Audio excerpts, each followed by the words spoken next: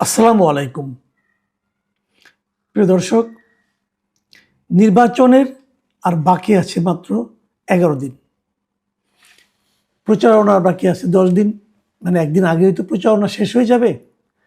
তো এই অবস্থায় এসে আমরা বিগত নির্বাচনগুলোতে যেরকম একটা চেহারা দেখতাম, যে নির্বাচন নিয়ে মাঠে ঘাটে, চায়ের দোকানে, গলিতে, হ্যাঁ, মানুষের মধ্যে ব্যাপক আলোচনা নির্বাচন নিয়ে, কে জিতবে, কে হারবে, কে সরকার গঠন করবে, এরকম তেমন কিছু কিন্তু আমার চোখে পড়ছে না। আপনাদের চোখে পড়ছে কিনা আমি জানি না। আপনারা যদি মন্তব্যে জানান আমাকে, তাহলে সেটা আমাদের জন্য উপকার হবে। আমরা সেই মন্তব্যের আলোকে পরবর্তীতে আলোচনা করতে পারবো। আমি বিভিন্ন জায়গায় বিভিন্ন জনের সঙ্গে কথা বলেছি, সবাই একই কথা, এই দেশে একটা জাতীয় নির্বাচন হচ্ছে। আমাদের এখানে তো শেখ হাসিনার আমলে গত 15 বছর আমরা দেখেছি, উনি তো নির্বাচন ব্যবস্থাটাকে ধ্বংস করে দিয়েছিলেন। এবং তারপরে এমন একটা নির্বাচন আমরা পাচ্ছি, যে নির্বাচনে দেশের ম্যাক্সিমাম মানুষ চাইলেই ভোট দিতে পারবে। এবং এরকম একটা নির্বাচনের আগে যেরকম উৎসাহ উদ্দীপনা দেখার কথা ছিল, দেখতে পারার কথা ছিল, তাকে আমরা দেখতে পাচ্ছি? সেটা আমার মনে হয় পাচ্ছি না। কেন পাচ্ছি না? কেন নির্বাচন নিয়ে মানুষের মধ্যে আগ্রহ নেই? কেন উৎসাহ নেই? কেন কৌতূহল নেই যে কে জিতবে, কে জিতবে না? কেন প্রার্থীদের মধ্যে প্রতিযোগিতা নেই যে নিজেকে যোগ্য হিসেবে প্রমাণের জন্য? আমি কিন্তু বুঝতেই পারছি না। এবং অনেকের মধ্যে উল্টো আমি এমন কথাও শুনছি, আমাকে অনেকে জিজ্ঞাসা করছেন, এখনো এই 10 দিন আগে এসেও জিজ্ঞাসা করছেন যে আসলে কি নির্বাচন হবে। এবং কাউকে কাউকে আমি এমনও বলতে শুনছি, উনি বলছেন দেখেন না 11 তারিখে কি হয়। হয়তো এসবের কোনোটারই ভিত্তি নেই। ভিত্তি আছে বলে আমি নিজেও মনে করি না। আমি দেখি না নির্বাচন না হওয়ার কোনো কারণ আমার কাছে দৃশ্যমান নয়। সরকারের দিক থেকে আমার কাছে মনে হয় সরকার যথেষ্ট আন্তরিক আছে নির্বাচনটা শেষ করার জন্য। কিন্তু তারপরও মানুষের মনে কেন এই দ্বিধা, কেন এই সংশয়, কেন এই সন্দেহ, সেটা জানি না। মানুষের মধ্যে কেন নির্বাচন নিয়ে কোনো কৌতূহল নেই, নির্বাচন নিয়ে কোনো আগ্রহ নেই, সেটা কিছুটা জানি। সেটা জানি এই কারণে যে যেখানে যেখানে নির্বাচন হচ্ছে বেশিরভাগ ক্ষেত্রেই মানুষ ধরেই নিয়েছে কি নির্বাচিত হবে, কে নির্বাচিত হবেন। এটা একটা বিষয় আছে। গ্রামাঞ্চলে আমাকে অনেকে যে কথাগুলি বলেছেন, আমি যাদের সঙ্গে কথা বলেছি, তারা আমাকে যেটা জানিয়েছেন যে নির্বাচন নিয়ে কৌতূহল নেই এই কারণে যে গ্রামের ভোটারদের মধ্যে একটা ভীতি কাজ করে। ভীতি কাজ করে মানে তারা ওপেন হতে পারছে না, যে তারা যে ওপেনলি বলবে আমি অমুককে সমর্থন করবো, অমুককে ভোট দেবো, এটা যেন তারা পারছে না। তাদের মধ্যে একটা ভয় যে যাকে আমি সমর্থন করি যদি সে ক্ষমতায় না যেয়ে অন্য দল ক্ষমতায় যায়, তাহলে আবার আমি মবের কবলে পড়বো না তো। এই ভীতিটা তাদের মধ্যে এসেছে গত 2024 সালের অগাস্টের পর থেকে। তারা দেখেছে যে বিরোধী পক্ষের বাড়িঘর ভেঙে ফেললে, বাড়িঘরে আগুন জ্বালিয়ে দিলে কেউ কিছু বলে না, আইন প্রয়োগকারী সংস্থাও কিছু বলে না। কাজে তারা মনে করে যদি আমরা আমি যার পক্ষ নেব, যদি সে বিরোধী দলে যায়, তাহলে সরকারি দলে যারা যাবে, তাহলে যদি আমাদের বাড়ি ঘর ভেঙে আগুন দিয়ে পুড়িয়ে দেয়, তাহলে তো কেউ কিছু বলবে না। অতএব তারা চুপ করে আছে। ভোটের বাজারে এক ধরনের প্রকাশ্য আলোচনা হচ্ছে যে নির্বাচনে বিএনপি বিপুল ব্যবধানে জিতে যাবে। বিভিন্ন জরিপে সেটাই দেখা যাচ্ছে যে বিএনপি বিপুল ব্যবধানে জিতে যাবে। সর্বশেষ যে জরিপটা দেখলাম, সেখানে তো ব্যবধান প্রায় অর্ধেক, মানে বিএনপির অর্ধেকের মতো অবস্থান আছে জামাত ইসলামী। মানে এটাকে তেমন কোনো প্রতিদ্বন্দ্বিতা বলা যায় না। কিন্তু তারপরেও কিছু লোক যেন বলছেন এটা তো আপনি দেখছেন, কিন্তু ভেতরে ভেতরে কিন্তু অন্য ঘটনা ঘটছে। কিছু লোক বলছেন জামাতের অনেক ভোট আছে যারা নীরব ভোট, তারা চুপচাপ যে দাঁড়িপাল্লায় ছাপ দিয়ে আসবে বলছে। কিন্তু এখন এই বলাটাকে সত্য বলা, নাকি এটা এক ধরনের মনস্তাত্ত্বিক যুদ্ধ, আমি বলতে পারবো না। বাট আমি শুনছি, আমাকে অনেকেই বলছেন যে চুপচাপ যে জামাত ছাপ দিয়ে আসবে। আবার কেউ কেউ আমাকে এমনও বলছেন যে এইখানে একটা বড় ধরনের ইলেকশন ইঞ্জিনিয়ারিং হবে। আমি বললাম ইঞ্জিনিয়ারিং আবার কি? ওকে ভোটের ফল গণনা করতে করতে 2 দিন 3 দিন লাগিয়ে দেবে। 3 দিন পরে যখন মানুষের আগ্রহ একটু কমে যাবে, তখন তারা একটা ফল ঘোষণা করবে। যে ফলটা ঘোষণা করবে সেরকমভাবেই ভোট পড়েছিল এটা বলা যাবে না, তাদের মতো করে ঘোষণা করবে। তার মানে প্রশাসনকে কতটা করায়ত্ত করতে পেরেছে তার উপর হয়তো ফল নির্ভর করতে পারে। বলছিল কে, সত্য মিথ্যা বলতে পারবো না, এরকম ঘটবে সেটাও আমি আশা করি না। কিন্তু আলোচনা যখন হচ্ছে, কোনো কিছু ভিত্তি ছাড়াই আলোচনা হচ্ছে, সেটাও আমি মনে করি না। এই এক মহা যন্ত্রণা যে আপনি কোনটা বিশ্বাস করবেন কোনটা বিশ্বাস করবেন না আপনি নিজেই জানেন না। যখন আপনি এরকম বাস্তবতায় পড়ে যান তখন কিন্তু টেনশন আরো বেড়ে যায়। আবার কেউ কেউ বলছে যে শেখ হাসিনা নির্বাচন ব্যবস্থাটাকে এমন একটা জায়গায় নিয়ে গিয়েছিলেন যে সরকার নিজেই প্রশাসনকে, আইন প্রয়োগকারী সংস্থাকে টাকা দিত, ঘুষ দিত। এটা কিন্তু তারা বলেছে, অনেকে বলছে আগে নাকি এরকম হতো, গত 3টা নির্বাচন এরকম হয়েছে, পুলিশরা নাকি ঘুষ পেয়েছে সরকারের কাছ থেকে।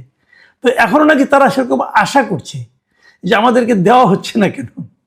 এবং আমাকে একজন এমনও বললেন যে যে টাকা ছাড়তে না পারবে সে নির্বাচনে ভালো করতে পারবে না, টাকা ছাড়তে হবে। তাই বললাম ভাই টাকাটা কে ছাড়বে, কার উদ্দেশ্যে ছাড়বে? কারণ প্রশাসনের উদ্দেশ্যে ছাড়বে, আর ছাড়বে হলো যারা জিততে চায় তারা ছাড়বে। জটিল ব্যাপার। আপনারা কিছু বোঝেন কিনা আমি জানি না, কিন্তু এ ধরনের ইলেকশন ইঞ্জিনিয়ারিং হতে পারে, এ ধরনের কথা কিন্তু আকাশে বাতাসে শোনা যাচ্ছে, দেখা যাচ্ছে। এর মধ্যে একটা জিনিস দেখলাম, আমি আরেকটা কথা বলবো, সেটা আমি একটু পরে বলতে চাই, হয়তো আজকে বলবোও না। সেটা হলো নির্বাচনের পর কি হবে, কে জিতলে কি হবে, এটা নিয়ে আমি আশা করছি কালকে আলাপ করব। এটা আগে বলে রাখলাম, ওই আলোচনা আমি এখন একটু পরে আসছি। আমি তার আগে যে জিনিসটা আসছি সেটা নিয়ে এইবার নির্বাচনে উপস্থিতির হার কেমন হবে, এই আলোচনাটা আমি বলতে চাই। কারণ মিস্টার তৌহিদ হোসেন, আমাদের পররাষ্ট্র বিষয়ক উপদেষ্টা, উনি আজকে একটা অনুষ্ঠানে বলেছেন যে এই নির্বাচনে 91 সালে যে নির্বাচনটা হয়েছিল, যে নির্বাচনে 55% ভোট পড়েছিল, 55.45%, তার চেয়ে বেশি ভোট এবার পড়বে। এটা ওনার বক্তব্য, মানে 55%-র চেয়ে বেশি ভোট এবার পড়বে। তৌহিদ হোসেনের সঙ্গে এই মন্তব্যটা আমি আলোচনা করতে চাই এই কারণে যে আমি অনেকের সঙ্গে আলাপ করে যতটুকু বুঝেছি অত ভোট পড়বে না। আচ্ছা, তাহলে আমি আপনাদের একটু ভোটের ধারাটা একটু আপনাদেরকে বিশ্লেষণ করি। আমি কিন্তু আমার নিজের বিবেচনায় আমি বলি, আমি কিন্তু 91 সালে যে নির্বাচনটা হয়েছিল তার আগে আরো 4টা নির্বাচন হয়েছিল বাংলাদেশে। আমি ওই 4টা নির্বাচনকে কোনো নির্বাচনই মনে করি না। কাজেই ওই 4টা নির্বাচন নিয়ে আমি আসলে আলোচনাই করতে চাই না। ওখানে জিয়া রহমানের নির্বাচন আছে, ওখানে এরশাদ সাহেবের নির্বাচন আছে, ওখানে বঙ্গবন্ধু নির্বাচনও আছে। ওই নির্বাচনগুলো নিয়ে আমি কোনো আলোচনা আসলে করতেই চাই না। ওখানে একটা বঙ্গবন্ধু নির্বাচন, একটা জিয়া রহমান নির্বাচন, আর 2টো এরশাদ সাহেবের নির্বাচন আছে। আমি বরং পঞ্চম নির্বাচন থেকে বলি, যে নির্বাচনের কথা তৌহিদ সাহেব বলেছেন। তৌহিদ সাহেবের বক্তব্য অনুযায়ী পঞ্চম নির্বাচন যেটা হয়েছিল 91 সালে 27শে ফেব্রুয়ারি বিচারপতি শাহাবুদ্দিন আহমদের অধীনে, সেই নির্বাচনে কিন্তু বিএনপি জিতেছিল, কিন্তু সেই নির্বাচনের টোটাল ভোট কাস্ট হয়েছিল 55.45%, মানে 55.55% বলতে পারেন আপনি, এই ভোটটা পড়েছিল। এবং তারপরে ষষ্ঠ নির্বাচনের কথা বাদ রাখেন, কারণ ওটাও একতরফা নির্বাচন হয়েছিল বিএনপির হাত দিয়ে।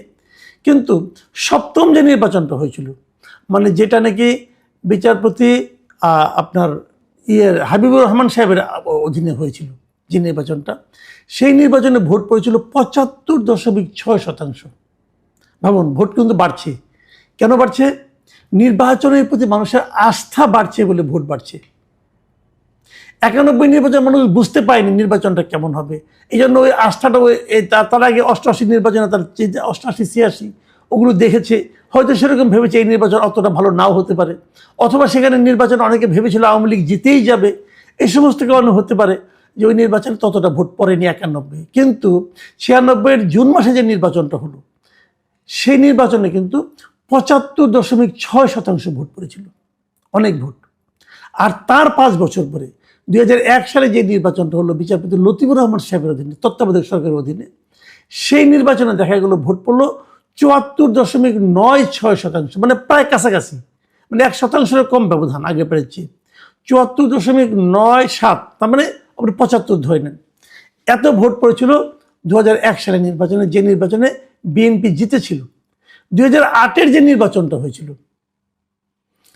যে নির্বাচনে নাকি 111-এর নির্বাচন যেটাকে আমরা বলি, সেই নির্বাচনে কিন্তু ভোট পড়েছিল আরও বেশি, 87.13% ভোট। মানে তখনও প্রচুর ভোট পড়েছিল। মানে মানুষ যখন বোঝে যে একটা অবাধ ও সুষ্ঠু নির্বাচন হতে পারে, মানে পূর্ববর্তী নির্বাচনটা যদি অবাধ ও সুষ্ঠু হয়, তাহলে পরের নির্বাচনে মানুষ হুমড়ি খেয়ে ভোট দিতে যায়। এই আমরা যেটা দেখলাম 96, 2001 এবং 2008-এর নির্বাচনে সেই ঘটনায় কিন্তু ঘটেছে। আমি মনে করি ওইটাই ছিল শেষ নির্বাচন, তারপরে আর ভালো নির্বাচন হয়নি। 2014, 2018 এবং 2024-এর নির্বাচনকে আমি আসলে কোনো নির্বাচনই মনে করি না, কাজে সেগুলি হিসাব আমরা না দেখলেও চলবে। তো এখন যে নির্বাচনটা হচ্ছে, সেই নির্বাচনে এই অন্তর্বর্তীকালীন সরকারের একজন উপদেষ্টাই বলছেন ভোট পড়বে 55-র চেয়ে বেশি। মানে উনি 55-র চেয়ে, মানে ওই আপনার 75, 76, 70-এর ঘরে যাওয়ার কোনো সাহস পাচ্ছেন না, 55-এর মধ্যে থাকছেন, 55-র চেয়ে একটু বেশি, মানে 56, 57 এরকম ভোট পড়তে পারে। আমার বিবেচনায় সেরকমটা হবে না। আমার ধারণা এবার ভোট পড়বে 40 এরকম। আপনি বলবেন যে কেন? আমার মনে হয় যে এই নির্বাচনে মানুষের যে আগ্রহ উদ্দীপনা আমি দেখছি, সেটা দেখে আমার মনে হচ্ছে মানুষের মধ্যে নির্বাচন নিয়ে খুব একটা আগ্রহ নেই। আরও একটা জটিলতা এখানে থাকবে, সেটা হলো হা না ভোট নিয়ে। সেটা নিয়েও পরে হয় একদিন আলাপ করব। কিন্তু ভোট অনেক কম পড়বে। তাহলে দাঁড়ালোটা কি? একটা নির্বাচন হচ্ছে, এত বছর পরে একটা ভালো নির্বাচন হতে যাচ্ছে বলে আমরা বলা বলি হচ্ছে। ডক্টর ইউনূস যেটাকে বলছেন ইতিহাসের শ্রেষ্ঠ নির্বাচন, সে নির্বাচনে ভোট কত পড়বে? আমার ধারণা ভোট 50-এর নিচে থাকবে, 40-এর কাছাকাছি হবে, এটা আমার ধারণা। এই ধারণা ভুলও হতে পারে। আপনাদের কি ধারণা সেটা আপনি লিখে জানাতে পারেন। আমার ধারণা, এবং এটা হবে এই কারণে যে আমার ধারণা আওয়ামী লীগের লোকরা ভোট দিতেই যাবে না, যা যাবে অল্প যাবে। আওয়ামী লীগের যারা ভোটার আছে তাদের 60%-এর বেশি লোক হয়তো ভোট দিতে যাবে না। অথবা এই নির্বাচনে যথার্থতা নিয়ে অনেকের সন্দেহ থাকবে, অথবা অনেকে মনে করবে এই নির্বাচন যাই ভোট দিই না কেন আলটিমেটলি রেজাল্ট হবে ইঞ্জিনিয়ারিংয়ের মাধ্যমে। এই ধরনের চিন্তা অনেকের মধ্যে কাজ করতে পারে। মোদ্দা কথা, এই সরকার এবং এই নির্বাচন কমিশন সাধারণ ভোটারদের মধ্যে নির্বাচন নিয়ে কোনো আস্থা তৈরি করতে পারেননি। প্রিয় দর্শক, আজ এ পর্যন্তই। আমরা আগামী দিন চেষ্টা করব নির্বাচনের পরে কি হবে সেটা নিয়ে কিছু আলোচনা করার জন্য। আপনারা ভালো থাকবেন। এখন এ পর্যন্তই। আল্লাহ হাফেজ।